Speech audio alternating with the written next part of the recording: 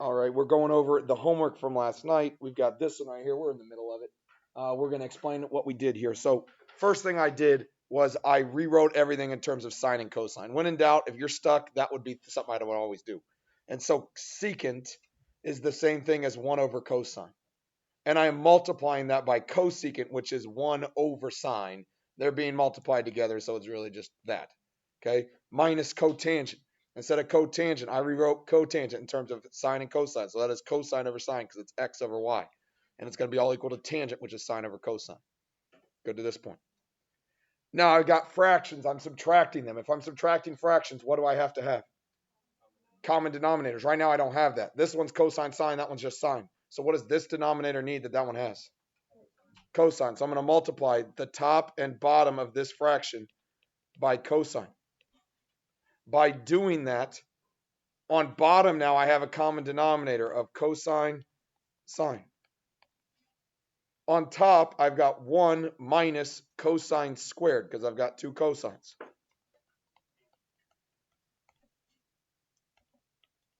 We're good to there. Okay. Again, I'm trying to get this. I'm trying to get sine over cosine. So right now, our denominators don't fit. This one's got cosine sine, and that one just has cosine. So I'm going to somehow be able to adjust that. The one thing you got to be able to recognize, you see ones, you see squareds. What should your brain think about? Pythagorean identities. And we know one of these. We have a Pythagorean identity that says sine squared plus cosine squared equals 1. So what could I replace 1 minus cosine squared with?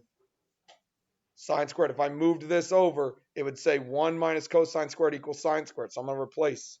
So now I got sine squared over cosine sine is equal to sine over cosine. So I did a replacement there. I did a substitution. Now what can I do? Cancel a sign. I've got sine squared here, but only 1 on bottom. So I'm going to cancel one of that one with that one. And what am I left with? I'm left with sine over cosine equals sine over cosine. Yay. That's what I was trying to get to. Boom, I solved it. Makes sense? A little bit more on 4. There's 5 and 6. Check out those. See if there's something you want me to do there. Just have to do it for memorization now. Here we go. Let's look at number 6. So when we look at number 6, we see sine minus sine, cosine squared equals sine cubed. And so we got to think our way through it. We already got it in terms of sine and cosine. The one thing that I would pay attention to is I've got a cosine squared. And so I'm thinking Pythagorean identities never hurt. What do you notice about both things right there? They both have a sign. And you might not recognize that at first glance. And I'm totally good with that. Okay, but they both have a sign.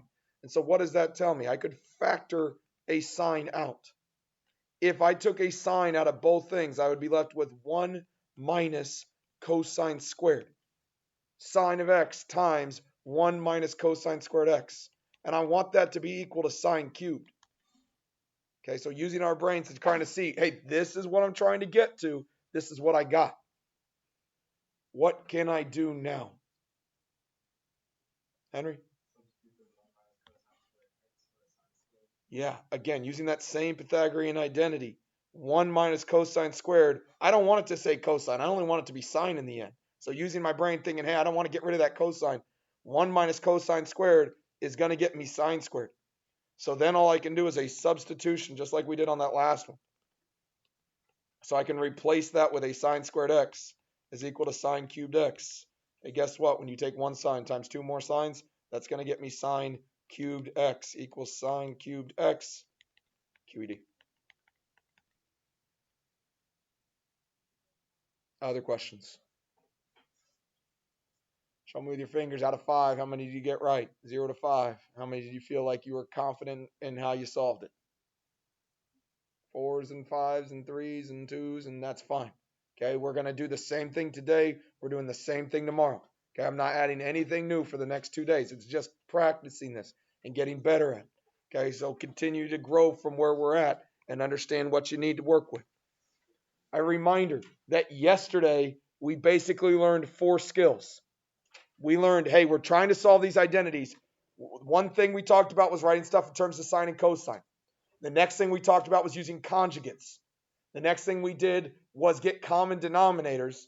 And then the last thing we did was factoring. Those were the four kind of, hey, if you get stuck, use these puzzle pieces to try to help you solve. That's what we're going to continue with today. Okay, let's go to bell work. I'm good. I'm recording already. I appreciate it, though. Here we go. We're establishing the identity. Okay, I told you to use conjugates. I won't always tell you. In fact, I'll never tell you what to do, but I'm giving you some help here. Okay, I see this 1 plus sign. Conjugates here would be helpful. Okay, you see the 1 plus or minus something. Conjugates should be somewhere your brain is headed. So the other thing that I notice here is I'm trying to get secant. I don't want it to be tangent anymore. I'm trying to make it just equal to secant in the end. So let's make everything in terms of sine and cosine as well. Both those things together are going to help us out. So if I'm rewriting tangent in terms of sine and cosine, what could I make it? Sine over cosine, because it's y over x. So that's going to be sine over cosine. And we just talked about conjugates here. So I got cosine theta over 1 plus sine theta. What is the conjugate of 1 plus sine theta? Good. 1 minus sine theta. That is what I'm going to multiply. And if I multiply it on bottom, I got to do the same thing on top. And that's going to be all equal to secant. Okay? Well, what could I make secant be the same as? 1 over cosine. It's the reciprocal of cosine. Everybody good to this point? So I'm going to mess with the more complicated side to make it equal to this least complicated side. I want it to end up saying 1 over cosine. So that's what I got to work to. Okay? The reason we do conjugates is because when I FOIL this together, it should make it simpler. And that's what we're going to do here. Okay? So if you don't know this already, I'm just going to do it over here to the side. But I'm going to take 1 minus sine times 1 plus sine. Let's multiply that together. So 1 times 1 is 1. 1 times sine is sine, positive sine. Negative sine times 1 is a negative sine. And negative sine times sine is negative sine squared. So I'm doing this over to the side just that way I didn't have to write it 5,000 times. What can I do with this thing now that I FOILed it? Combine like terms. So I got a sine and a negative sine. Yeah, bye. I have a positive and a negative. Those are going to go together. And then I've got 1 minus sine squared. And again, knowing that I'm getting 1 minus sine squared and seeing what I have, it'd probably help us to do a substitution. What is the same thing? What could I substitute in for 1 minus sine squared? Cosine squared. We've done that one a lot, but that's using our Pythagorean identities. So that's going to become this. So let's rewrite it in our problem. So we've got sine of theta over cosine theta. Great. Plus, on top, let's not distribute. Let's just leave it. Okay, maybe we should have distributed. We'll find out in a minute, but I'm going to leave it not distributed so far. I'm replacing this bottom. We just said that this bottom right here can become just cosine squared. So I'm going to put in cosine squared here on bottom. And that's going to be all equal to 1 over cosine theta in the end. That's what I'm trying to make it to. Now what? What can we do next? Jack?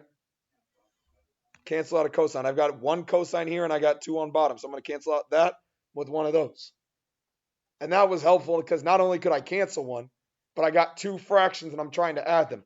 What do you need to have if you're trying to add 2 fractions? Do I have common denominators now?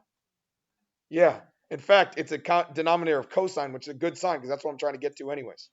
Okay. So I'm going to put this together as all being over cosine because I now have common denominators. So what am I left with? I'm left with sine of theta plus 1 minus sine of theta. What could I do from here? Positive sign, negative sign, those go away. Hey, look, we've got 1 over cosine equals 1 over cosine QED. Kind of makes sense what we're doing. Again, once you get that starting point, hey, I used some conjugates to get me going. Conjugates, and I used Pythagorean identities, it made that problem a lot easier. Questions? So, today, doing the same stuff we did yesterday. Okay, again, it's more of a practice day. You're just practicing with me. You're trying to see things in a different way. Okay, here are some guidelines for establishing identities. Nothing groundbreaking here, just some reminders. Okay, we're going to work on just one side of the equal sign at once. We're not going to move across it. Okay, it's almost always preferable to start with the side containing the more complicated expression. So whatever side looks a little bit more difficult, that's where we should start most of the time. Okay, this one right here, which just says rewrite sums or differences of quotients. That just means common denominators. That's a fancy way of saying get common denominators, write them as a single thing. It'll help you out. Rewriting everything in terms of sine and cosine. Yeah, we try that one quite a bit. That helps a lot. And then the last one is just kind of a reminder. Keep your goal in mind. You're trying to make it equal to the other side. So if we keep that thought process in mind, it will help us as we solve. Okay, so for example, let's look at number one. Number one says 9 secant squared theta minus 5 tangent squared theta equals 5 plus 4 secant squared theta. Okay, so we look at that thing, and the first thing we got to do is decide what we want to do. Which side would you say is more complicated, the left or the right? This side is more complicated. So we're going to try to manipulate that side. Okay? Keep in mind what we're trying to get. We're trying to make it equal to that. So what do you notice about the right side compared to the left?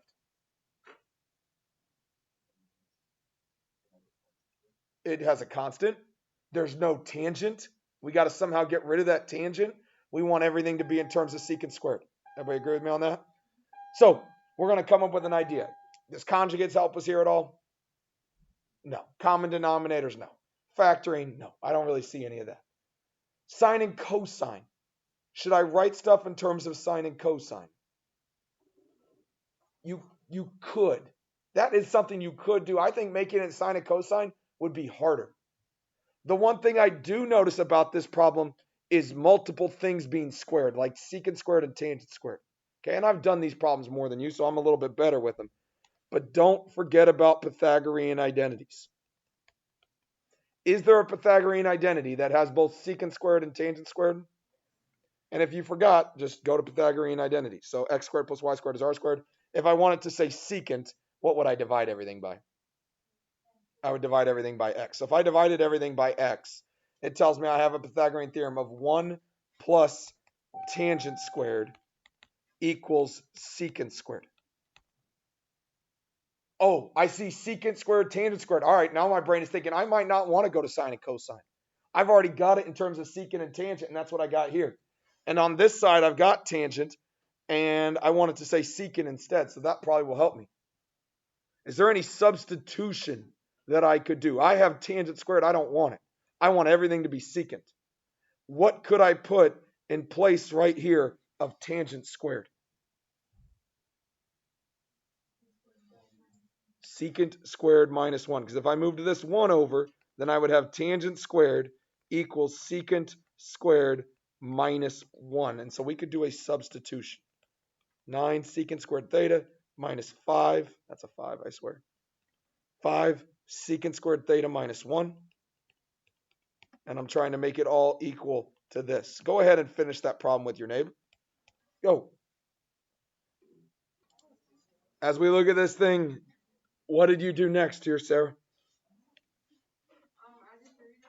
Yeah, I agree. Distribute that 5. So we get 9 secant squared theta minus 5 secant squared theta minus 5. I'm sorry, plus 5 because I got to distribute the negative.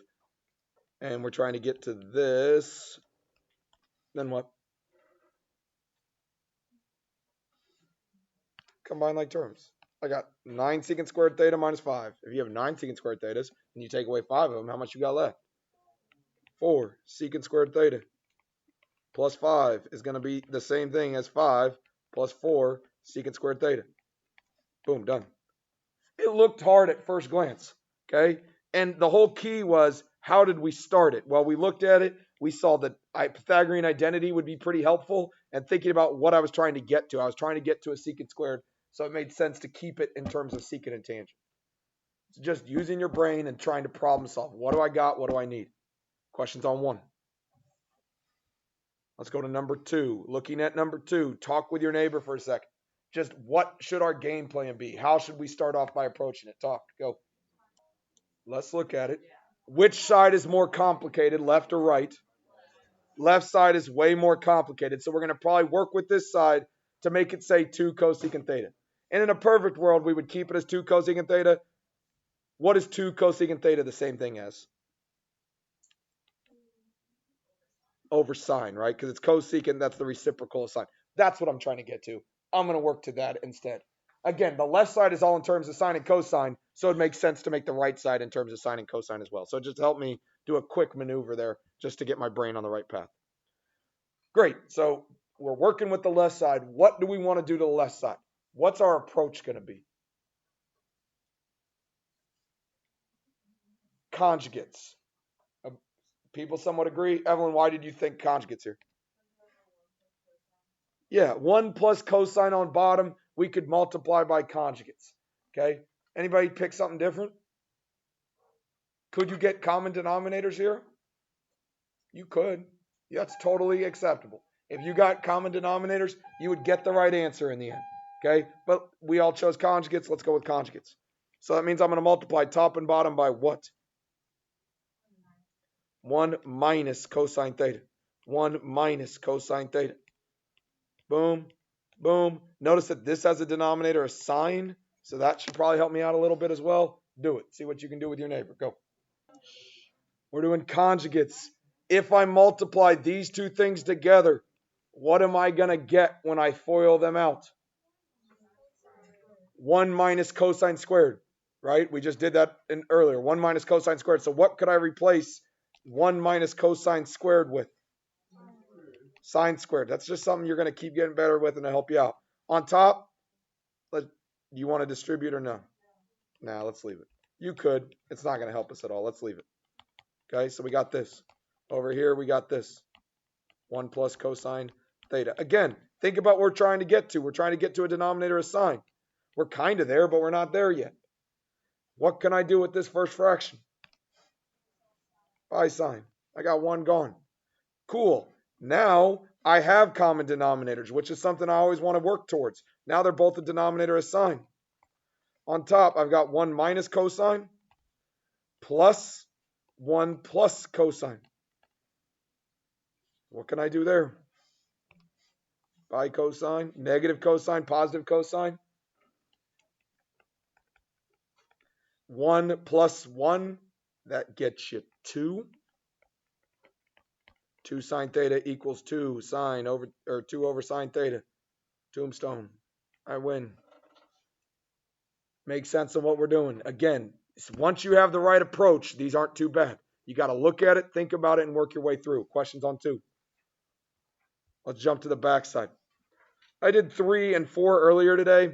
I don't love them, so we're going to keep going from there. We're going to skip 3 and 4 for right now. They're fine. 3 is a little bit uglier than I'd like it to be, but it's fine. Let's go to number 6. Cosecant u minus cotangent u equals sine of u all over 1 plus cosine u. Ugh, just a whole lot of stuff going on there. Okay?